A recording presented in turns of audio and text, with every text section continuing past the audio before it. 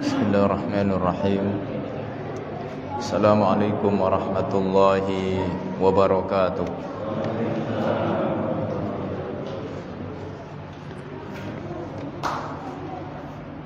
Alhamdulillahi rabbil alamin, wal aqibatu lil muttaqin, wala udwana illa 'alal zalimin.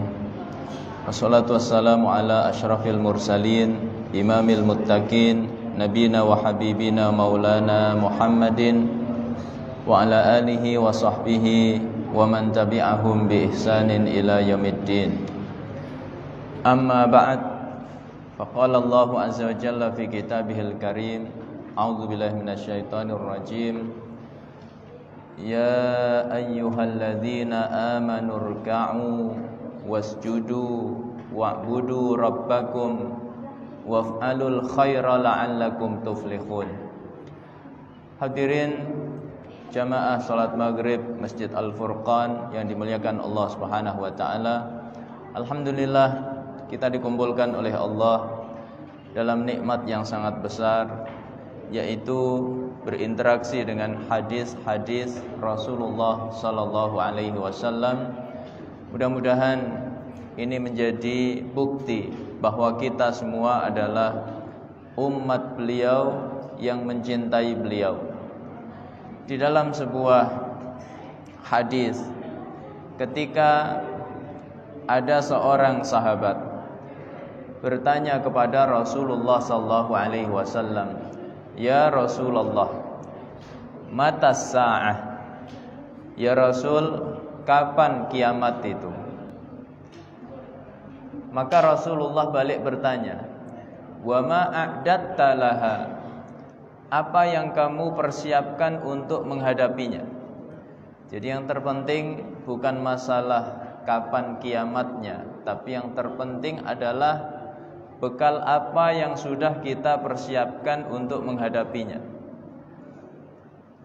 Maka orang itu berkata, "La syai'." Tidak ada ya Rasulullah. Illa anni uhibbullaha wa rasulah. Hanya saja aku mencintai Allah dan Rasulnya. Maka Rasulullah mengatakan, "Anta ma'aman ahbabta." Kamu kelak di hari kiamat dikumpulkan oleh Allah bersama orang yang kamu cintai. Maka kata perawi hadis ini, kata Anas bin Malik radhiyallahu anhu, "Fama farihna biqauli Rasulillah sallallahu alaihi wasallam farahana biqaulihi anta ma'aman ahbabta." Tidak pernah kami berbahagia terhadap perkataan Rasulullah sallallahu alaihi wasallam sebesar kebahagiaan kami terhadap perkataan Nabi, anta ma'aman ahbabta. Kelak kamu dikumpulkan bersama orang yang kamu cintai. Lalu kata beliau, inni uhibbu Rasulullah sallallahu alaihi wasallam wa uhibbu Abu Bakar wa uhibbu Umar wa arju an akuna ma'ahum wa illam a'mal bi a'malihim. Kata beliau, aku mencintai Rasulullah, aku mencintai Abu Bakar, aku mencintai Umar, dan aku berharap kelak dikumpulkan oleh Allah bersama mereka, meskipun aku belum bisa beramal seperti amalan mereka. Ini pentingnya cinta. Jadi jangan sampai cinta itu salah alamat. Apa sebabnya? Karena kita akan dikumpulkan oleh Allah bersama orang yang kita cintai. Maka hari ini kita mencintai Rasulullah, mencintai para sahabat, mencintai para ulama. Meskipun kita belum bisa beramal seperti mereka, kita belum sanggup sholat sunnah seperti Imam Ahmad ibnu Hanbal setiap hari 300 rakaat. Sanggup nggak Pak? Belum sanggup. Demikian pula seperti Imam Malik setiap hari 800 rakaat. Sanggup Pak? Belum sanggup kita. Kita pun belum sanggup sholat seperti Utsman bin Affan. Sholat witir memang hanya 1 rakaat, tapi khatam Quran. Sanggup Pak? Kita belum sanggup. Kita juga belum sanggup sholat malam seperti Rasulullah SAW, hatta tatafattara qadamah, sampai kedua telapak kaki beliau pecah-pecah. Kalaupun telapak kaki kita pecah-pecah hari ini, itu karena main futsal, bukan karena qiyamul lail. Tapi kita mencintai ulama kita, mencintai para sahabat, mencintai Rasulullah SAW. Mudah-mudahan cinta kita terhadap mereka kelak mengantarkan kita bersama mereka di surga Allah Subhanahu wa taala. Jemaah dimuliakan oleh Allah, mari kita lanjutkan interaksi kita terhadap kitab Riyadhus Shalihin yang ditulis oleh Al-Imam Muhyiddin Abu Zakaria Yahya bin Sharaf An-Nawawi Ad-Dimashqi Asy-Syafi'i. Kita sampai pada bab yang ke-29, Babu Qada'i Hawaijil Muslimin. Bab tentang memenuhi kebutuhan-kebutuhan kaum muslimin. Jemaah dimuliakan oleh Allah, Islam itu agama yang mengatur dimensi hablum minallah dan juga hablum minannas. Kita tidak hanya diatur soal hablum minallah saja, salat, zikir, baca Quran, tidak. Tapi kita juga diatur masalah hablum minannas. Bagaimana berbuat baik kepada keluarga, kepada istri, kepada anak, kepada kerabat, kepada tetangga. Kemudian membantu kesulitan-kesulitan yang mereka hadapi. Ini ajaran Islam. Maka ketakwaan dalam Al-Quran itu selalu dihubungkan 2 dimensi. Ada hablum minallah, ada hablum minannas. Kadang hablum minallah didahulukan. Innal muttaqina fi jannati wa uyun akhidhina ma atahum rabbuhum innahum kanu qabla dhalika muhsinin kanu qalilan minal laili ma yahja'un wa bil ashari hum yastaghfirun wa fi amwalihim haqqul lis-sa'ili wal mahrum. Orang-orang yang bertakwa itu, kata Allah, di hari kiamat nanti tempatnya di surga, di bawahnya mengalir mata air. Mereka mendapatkan itu karena ketika di dunia gemar berbuat baik. Apa kebaikannya? Allah jelaskan hablum minallah dulu. Kalau malam sedikit tidur karena qiyamul lail. Kemudian kalau waktu sahur mereka mohon ampun, beristighfar kepada Allah Subhanahu wa taala. Baru setelah itu hablum minannas, mereka gemar membantu terhadap sesamanya. Kadang hablum minannas didahulukan oleh Allah, seperti di surat Ali Imran, wasari'u ila maghfiratin min rabbikum wa jannatin arduha samawati wal ardu uiddat lil muttaqin. Bersegeralah menyongsong ampunan dari Tuhan kalian dan surga yang luasnya seluas langit dan bumi. Itu Allah siapkan untuk orang-orang yang bertakwa. Apa ciri-cirinya? alladzina yunfiquna fis sarra wad dharra wal kadhiminal ghaidh wal 'afina 'anil nas wallahu yuhibbul muhsinin. Walladzina idza fa'alu fahishatan aw zalamu anfusahum dzakarullah fastaghfaru lidzunubihim. Mereka itu gemar membantu saudaranya, baik ketika lapang maupun sempit. Ketika lapang membantu, ketika sempit pun masih membantu, meskipun nominalnya berbeda, tapi tidak berhenti membantu saudaranya. Ini hablum minan nas. Mereka menahan amarah, mereka mudah memaafkan manusia. Ini seluruhnya hablum minan nas. Baru setelah itu hablum minallah. Mereka kalau terjatuh ke dalam kekhilafan langsung ingat Allah, langsung beristighfar mohon ampun kepada Allah Subhanahu wa taala.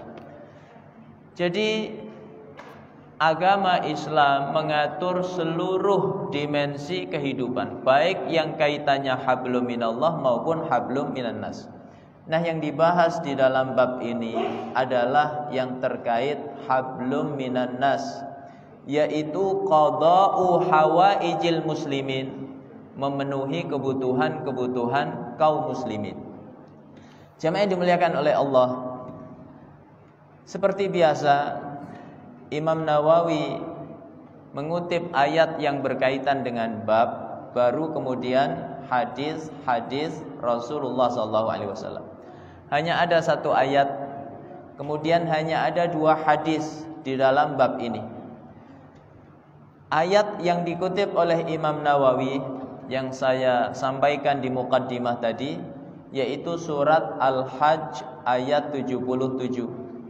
Ya ayyuhalladzina amanu, hai orang-orang yang beriman, irka'u, rukuklah kalian, wasjudu, sujudlah kalian, wa'budu rabbakum, sembahlah Tuhan kalian, waf'alul khaira la'allakum tuflihun, kerjakan kebaikan agar kalian beruntung, agar kalian sukses.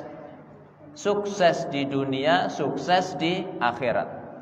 Setiap kebaikan yang kita ukir di dunia itu tidak ada yang sia-sia di sisi Allah. Bapak sholat berjamaah seperti tadi, berzikir, lalu sholat sunnah, lalu dilanjut dengan tolabul ilmi seperti ini. Jangan pernah berpikir itu sia-sia di sisi Allah.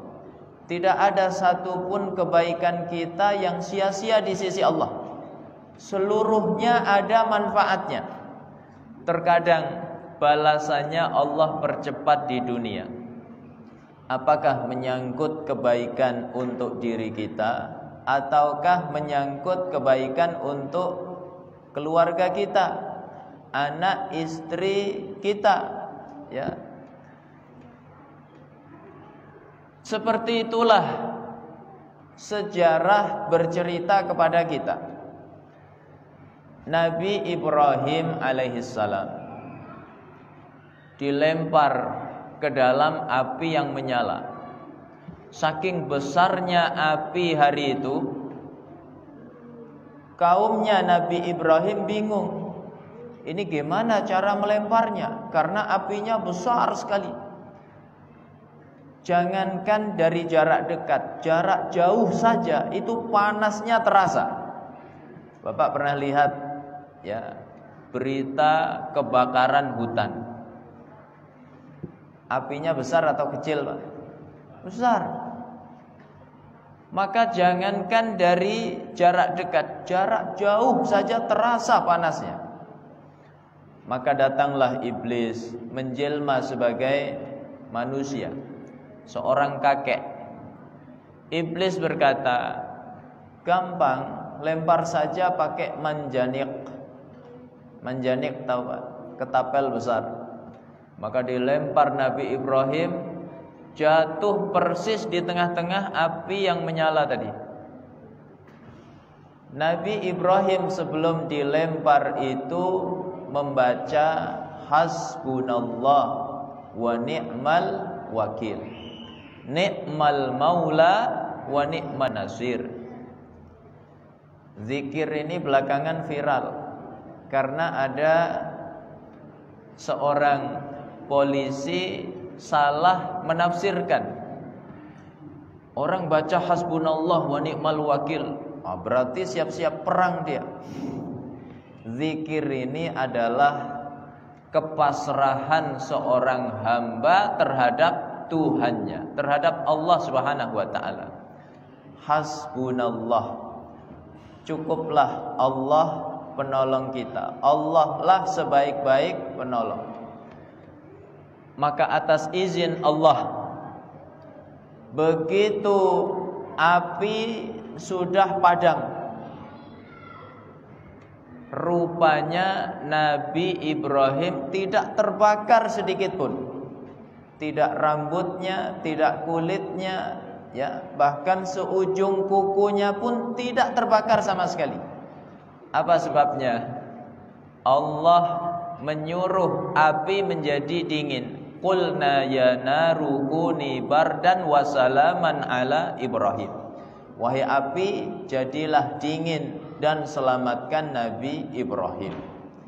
Bayangkan, api itu melawan hukum alam. Api harusnya panas, tapi karena disuruh Allah dingin, maka menjadi dingin, melawan hukum alam, ya, karena taat kepada Allah Subhanahu wa taala. Maka aneh kalau ada manusia tidak mau taat kepada Allah.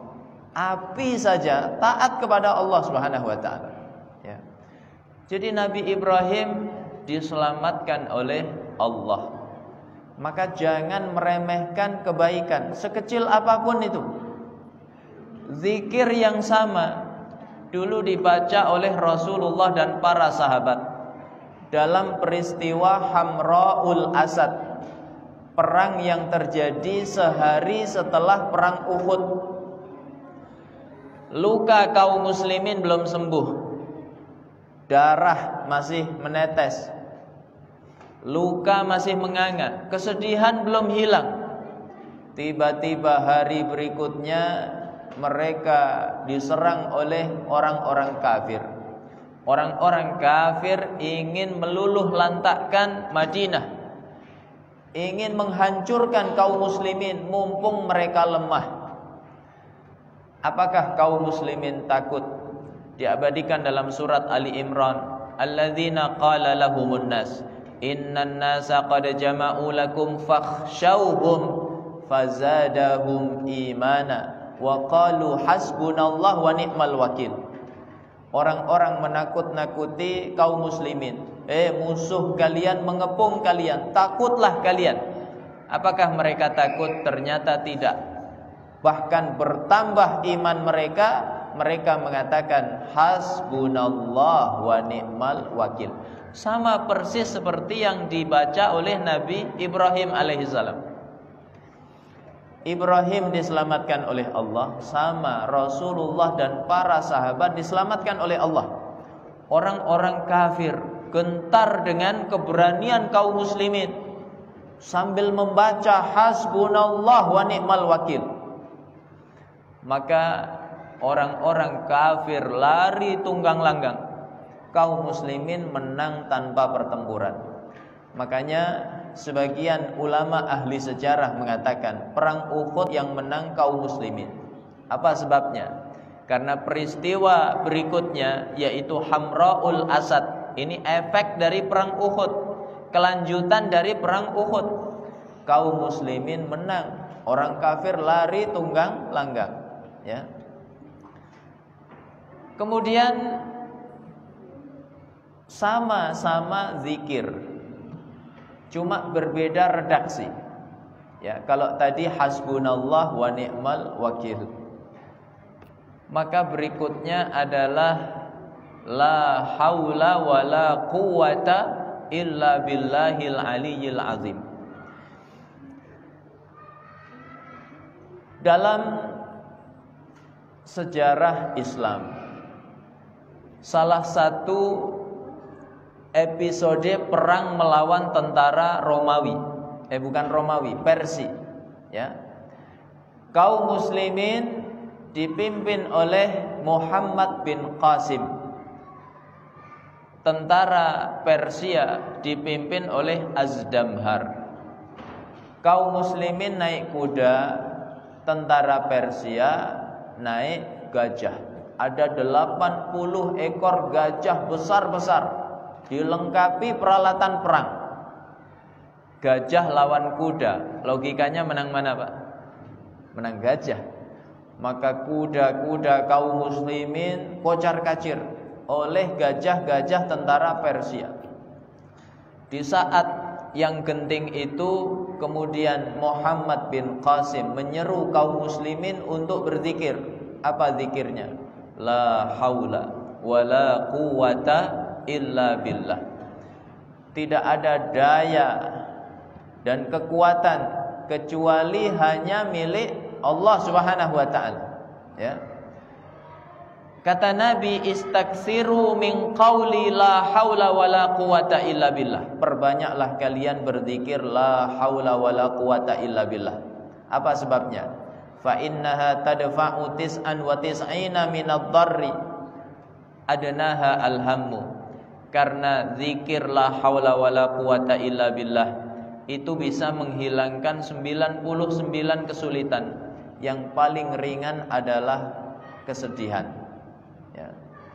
Maka Allah betul-betul menghilangkan kesulitannya kaum muslimin dengan cara Allah Subhanahu wa taala. Allah turunkan terik panas yang luar biasa, sehingga gajah-gajah pasukan Persia itu kehausan. Mereka tidak lagi fokus perang, tidak lagi mendengar instruksi pawangnya. Disuruh ke kanan malah ke kiri, disuruh ke depan malah ke belakang.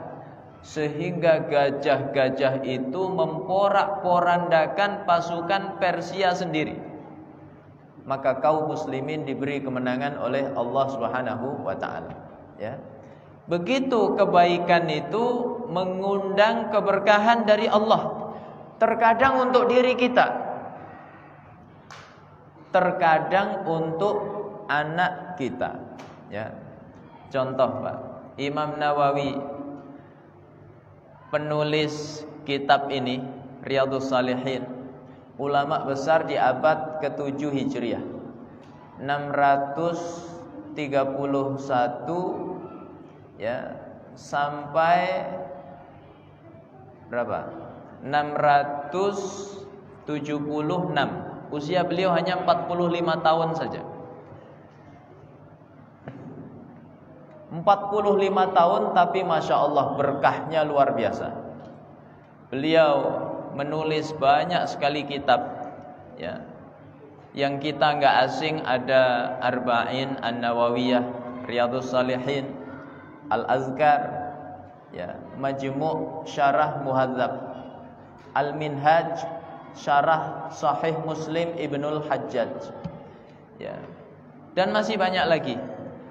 Jemaah dimuliakan oleh Allah, bagaimana bisa lahir generasi seperti Imam Nawawi? Kira-kira orang tuanya siapa? Orang tuanya profesinya hanya pedagang, ya, bisnismen, bukan ulama. Kalau ulama melahirkan ulama, kan nggak terlalu mengherankan.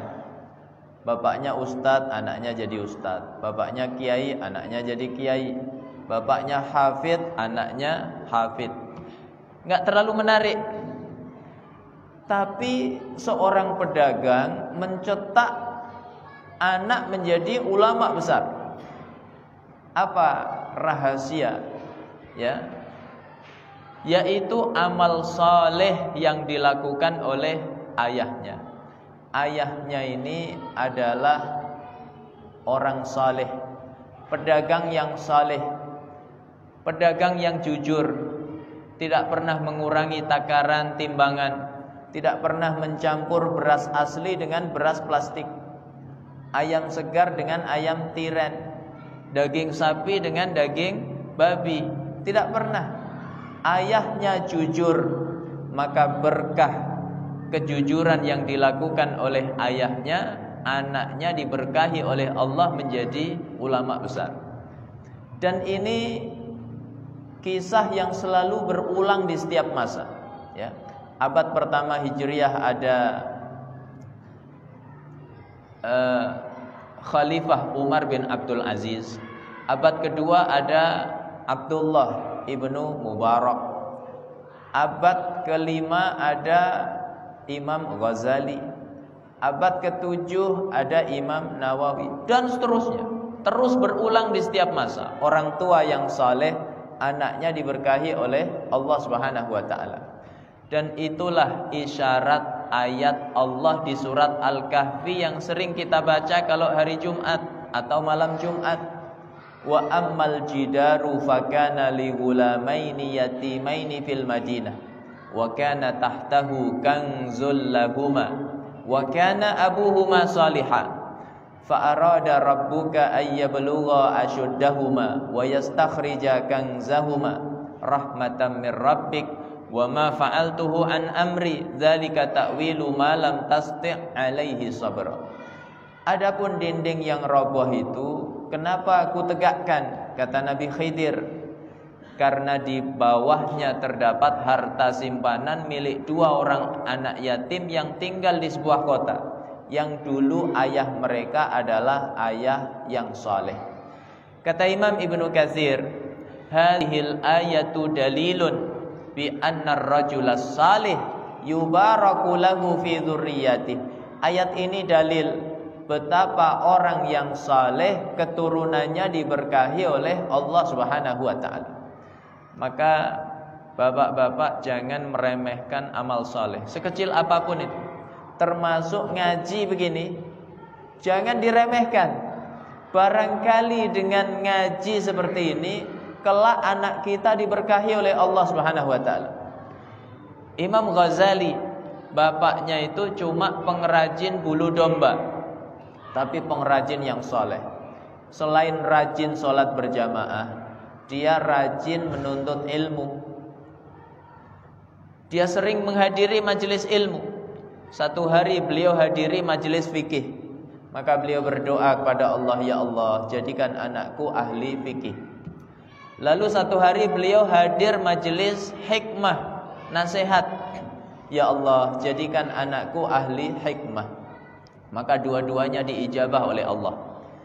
Imam Ghazali ahli fikih, adiknya namanya Ahmad, ahli hikmah. Itu dahsyatnya amal saleh. Makanya Imam Ibnul Jauzi,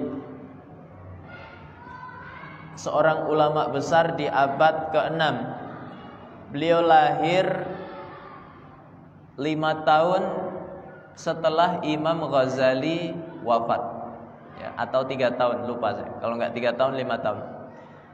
Setelah Imam Ghazali wafat, Imam Ghazali wafat 505, ya, maka enggak lama setelah itu beliau lahir. Imam Ghazali menulis Ihya Ulumuddin. Beliau menulis intisarinya, namanya Minhajul Qasidin. Imam Ibnul Jauzi ini ketika usianya sudah tua, badannya mulai sakit-sakitan, tapi beliau rajin sekali sholat sunnah. Sampai anak-anaknya heran. Anaknya bertanya, wahai ayah, kenapa engkau masih rajin sekali sholat sunnah? Padahal engkau sudah sakit-sakitan, engkau sudah tua. Apa jawaban sang ayah? Kata beliau, wahai anakku, ini aku lakukan sambil berharap kepada Allah agar kelak sepeninggalku kehidupan kalian dijaga oleh Allah Subhanahu wa taala. Lalu beliau membaca ayat 82 surat Al-Kahfi tadi, wa ammal jidaru fakana li ghulamaini yatimaini fil Madinah wa kana tahtahu kanzul lahuma. Jamaah yang dimuliakan oleh Allah, sebagaimana kebaikan mengundang keberkahan, sebaliknya maksiat itu juga mengundang teguran dari Allah Subhanahu wa taala. Maka ulama kita dulu merenung, ya, bagaimana renungan mereka hari itu ketika mereka mendapati istri mereka kok enggak taat. Biasanya taat, tapi hari itu kok enggak taat. Kemudian kendaraannya mogok, padahal biasanya nggak pernah mogok. Kudanya disuruh berdiri malah duduk, untanya disuruh jalan malah diam, mogok. Apa renungan mereka hari itu? Ya Allah, maksiat apa yang aku kerjakan? Ya. Jadi kalau kita mendapati ketidakbaikan di dalam rumah tangga kita, anak-anak kita, termasuk rezeki kita, maka di antara renungan yang penting untuk kita renungkan adalah apa maksiat yang kita lakukan sehingga Allah menegur seperti itu. Ya. Jamaah yang dimuliakan oleh Allah, setelah Imam Nawawi mengutip ayat, maka berikutnya beliau mengutip dua hadis. Ya. Hadis yang pertama ini sudah pernah kita baca ya di dalam bab sebelumnya. Wa ani bin Umar radhiyallahu anhuma, dari Abdullah bin Umar, semoga Allah meridhai keduanya. Anna Rasulullah sallallahu alaihi wasallam qala, sesungguhnya Rasulullah sallallahu alaihi wasallam bersabda, al muslimu akhul muslim, seorang muslim itu saudara bagi muslim lainnya. Jadi muslim dimanapun dia berada, apapun sukunya, bangsanya, bahasanya, ya, budayanya, pokoknya kaidahnya muslim itu saudara bagi muslim lainnya. Maka berlaku konsekuensi la yadlimuhu, tidak boleh seorang muslim menzalimi muslim lainnya. Apakah menzalimi dengan lisannya, dicaci misalnya, ataukah menzalimi dengan matanya, dipelototi, ataukah menzalimi dengan tangan kakinya, dipukul, ditendang dan seterusnya. Ya, kalau di era teknologi informasi seperti hari ini, dizalimi di dunia maya memang tidak langsung terasa secara kasat mata, tapi dampaknya luar biasa. Ya, dunia ini rasanya sempit ketika orang dizalimi di dunia maya. Ya. Wala yuslimuhu, tidak boleh menyerahkan kepada musuhnya. Ketika negeri Islam diserang, ya, kaum muslimin di satu negeri dizalimi. Di Myanmar dizalimi oleh ya orang-orang Buddha. Di India dizalimi oleh orang-orang Hindu. Di Palestina dizalimi oleh orang-orang Yahudi. Ya. Maka tidak boleh kaum muslimin di negeri lainnya diam. Karena diamnya kaum muslimin ini sama seperti menyerahkan saudaranya kepada musuh-musuhnya. Apalagi jika ya mendukung musuh-musuhnya. Nah, ini bahaya. Banyak orang hari ini di dunia maya malah mendukung musuh-musuh Islam. Tidak cuma membiarkan kaum muslimin dizalimi, tapi bahkan mendukung musuhnya. Ya. Maka dia mendapatkan dosa yang sama persis seperti yang dilakukan oleh musuhnya. Memang dia tidak ikut menembak, tidak ikut mengebom, tidak ikut membantai, tapi cukup dengan dukungannya terhadap musuh-musuh kaum muslimin, dia terlibat ya di dalam dosa persis seperti yang dilakukan oleh musuh-musuh kaum muslimin. Maka hati-hati. Keberpihakan kita hari ini itu penting sekali. Jangan dianggap remeh, jangan dianggap sepele. Ya, keberpihakan kita hari ini itu ada nilainya dan kelak akan dibalas oleh Allah Subhanahu wa taala. Man kana fi hajati akhihi kana Allahu fi hajatihi. Siapa yang memenuhi kebutuhan saudaranya, maka Allah akan memenuhi kebutuhannya. Ya, ini kaidah, Pak. Kita kok meringankan, menolong kaum muslimin, maka pasti kita akan ditolong oleh Allah. In tansurullah yansurkum. Kalau kalian menolong agama Allah, maka pasti Allah akan menolong kalian. Ya. Contoh misalnya, ini kisah nyata. Di abad kedua Hijriah, Imam Abdullah ibnu Mubarak itu didatangi oleh orang yang sakit sudah 7 tahun, nggak sembuh-sembuh, infeksi, sudah berobat ke sana kemari. Maka Imam Abdullah ibnu Mubarak memberi saran. Sarannya apa? Kamu cobalah tolong saudaramu kaum muslimin, mereka yang kesulitan air minum, buatkan sumur untuk mereka.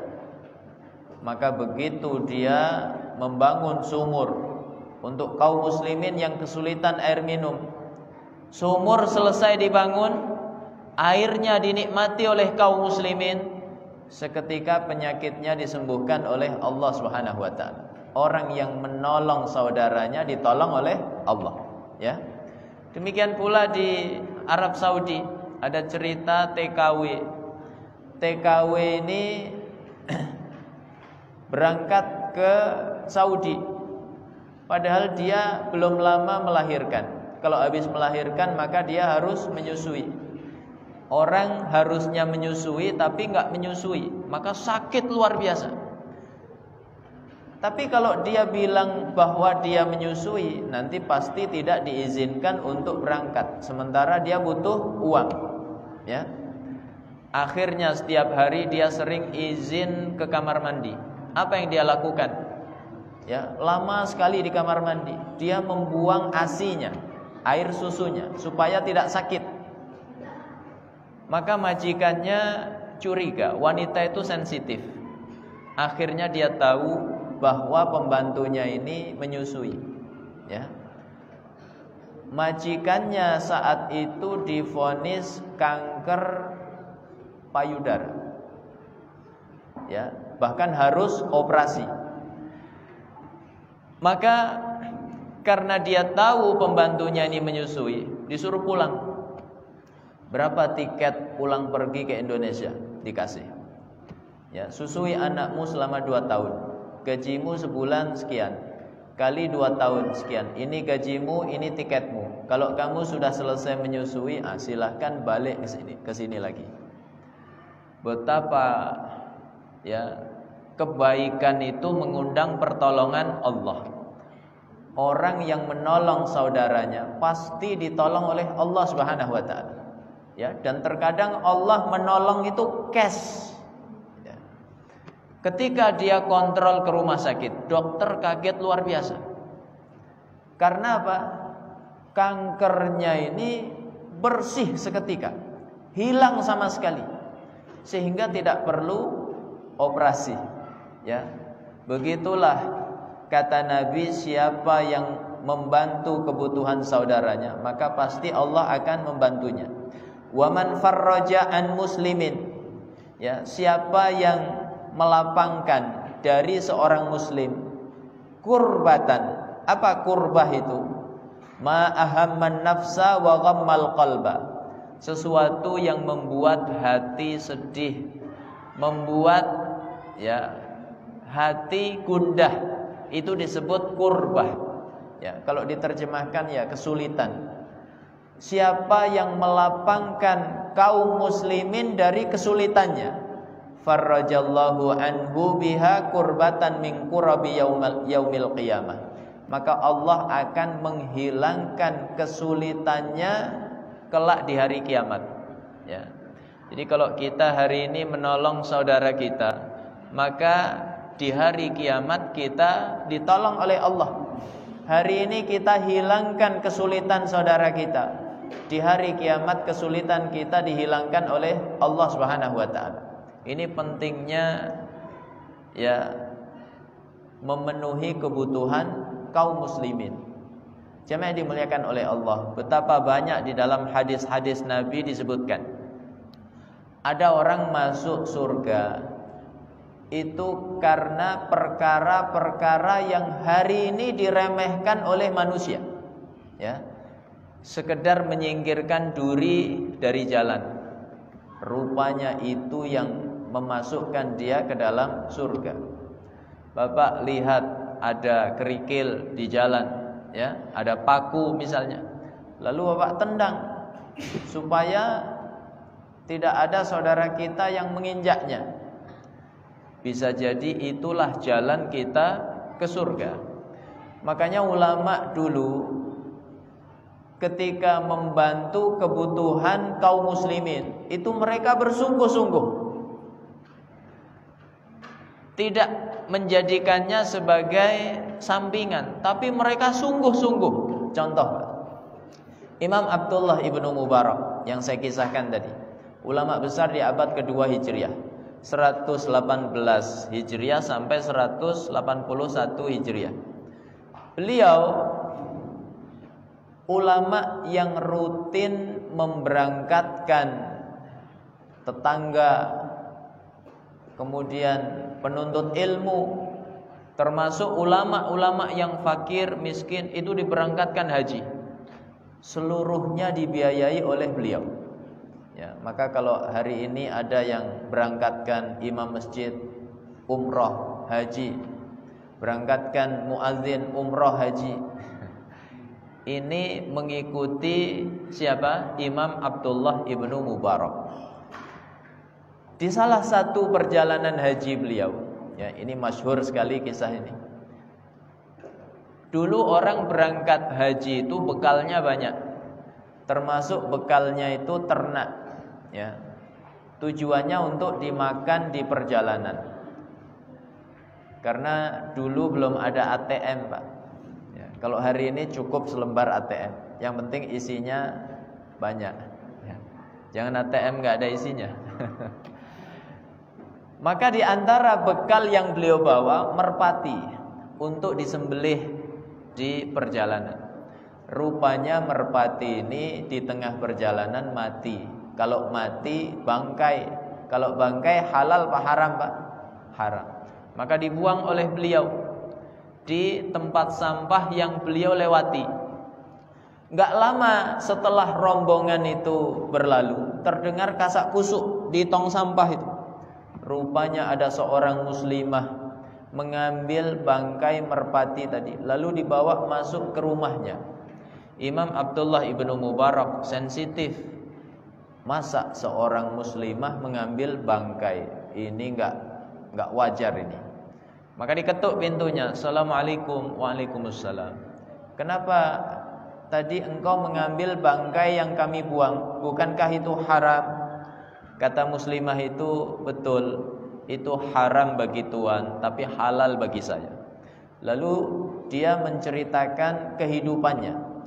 Dulu dia kaya raya. Setelah dirampok oleh perampok, maka dia pun jatuh miskin. Dia hidup bersama adiknya yang harus dinafkahi. Ya, apa yang dia makan? Yang dibuang oleh kafilah yang lewat, ya, di tempat sampah itu.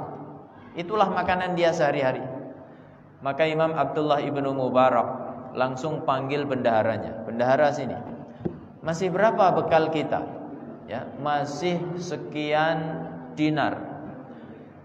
Sisakan 20 dinar saja. Seluruhnya serahkan sama wanita ini. Kata bendaharanya, mohon maaf wahai imam, itu enggak cukup untuk bekal kita ke tanah suci. Apa kata Imam Abdullah bin Mubarak? Itu bukan bekal kita ke tanah suci, itu bekal kita pulang ke rumah. Haji kita tahun ini cukup sampai di sini saja. Itu lebih afdal di sisi Allah Subhanahu wa taala. Apa sebabnya? Karena meringankan, ya, kesulitannya kaum muslimin. Kemudian waman yassara ala mu'sirin, ya, kemudian waman satara musliman satarahullahu yaumal qiyamah. Siapa yang menutupi aib seorang muslim, maka Allah akan tutupi aibnya kelak di hari kiamat. Ya, Maka hari ini belajarlah kita menutupi aib saudara kita. Kalau orangnya sudah hijrah, sudah taubat, ya, sudah berhijab syar'i, sudah rajin beramal saleh, puasa Senin Kamis, baca Quran, zikir, menghadiri majelis ilmu, maka tidak usah dikorek-korek aib masa lalunya. Kan ada artis hijrah, ya, padahal kita sama-sama tahu masa lalunya karena ditayangkan di televisi. Maka nggak usah dibahas-bahas lagi karena orangnya sudah bertaubat, berhijrah, tutupi aibnya. Siapa orang yang menutupi aib saudaranya, nanti di akhirat aibnya ditutupi oleh Allah. Ya. Kecuali kalau orang itu bangga dengan maksiatnya, bahkan mengajak manusia untuk ikut bermaksiat seperti dia. Maka yang seperti ini tidak perlu ditutupi, ya. Kalau perlu dibongkar agar kaum muslimin waspada, ya.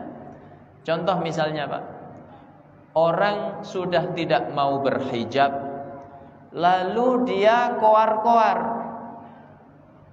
jilbab hanyalah budaya, bukan syariat, ya. Dia menyampaikan syubhat ini di tengah-tengah muslimah. Ini berbahaya, maka harus dibongkar kesesatannya, ya. Termasuk orang yang berada dalam pemikiran yang sesat, aliran yang sesat, lalu dia nyalon jadi anggota dewan, nyamar pula, sorbannya lebih lebar daripada sorban bapak, jubahnya lebih besar, ya, sehingga orang tertipu. Maka kita yang tahu yang sesungguhnya, kita wajib menyampaikan kepada kaum muslimin, hati-hati dengan orang ini, dia orang sesat, aliran sesat, pemikirannya sesat, ya. Jangan sampai kita tertipu. Jadi nggak perlu ditutupi yang seperti ini. Baik, ya, hadis kedua juga, ya, menguatkan hadis yang pertama, ya. Karena waktunya sudah habis, kita cukupkan sampai di sini. Mudah-mudahan bermanfaat untuk saya pribadi dan kita semuanya.